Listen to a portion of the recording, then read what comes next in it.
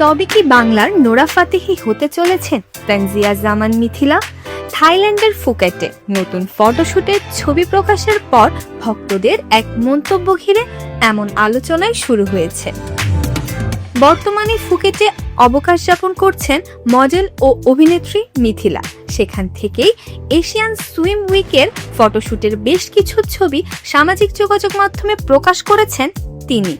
লাল রঙের পোশাকে গ্ল্যামারাস লুকে মিথিলার উপস্থিতি নজর কেড়েছে ভক্তদের। ছবিগুলো প্রকাশের পরপরই মন্তব্যের ঘরে প্রশংসার বন্যা বইতে শুরু করে। কেউ তার স্টাইলের প্রশংসা করেছেন, কেউ আবার নতুন লুককে দারুণ বলে মন্তব্য করেছেন। এর মধ্যে এক ভক্ত মিথিলার ছবির নিচে লিখেছেন নোরা ফাতেহি 2। ভক্তদের এই মন্তব্যই নতুন করে আলোচনার জন্ম দিয়েছে।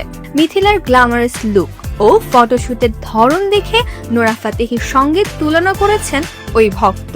যদিও এটি নিছকই একজন ভক্তের মন্তব্য, তবুও সামাজিক যোগাযোগ মাধ্যমে বিষয়টি বেশ নজর কেড়েছে। ফুকেটের সফরের বিভিন্ন মুহূর্ত এর আগেও অনুসারীদের সঙ্গে ভাগ করে নিয়েছেন মিথিলা। ভ্রমণের পাশাপাশি মডেলিং এর কাজেও ব্যস্ত সময় কাটাচ্ছেন তিনি। কাজের দিক থেকে মিথিলাকে সর্বশেষ দেখা গেছে রকস্টার সিনেমায়। আজমান রুশো পরিচালিত সিনেমাটিতে তার সঙ্গে অভিনয় করেছেন সাকিব খান। বড় পর্দায় সাকিবের সঙ্গে তার জুটি নিয়েও দর্শকদের মধ্যে আগ্রহ তৈরি হয়েছিল। অভিনয়ের পাশাপাশি মডেলিংয়েও নিয়মিত কাজ করছেন মিথিলা।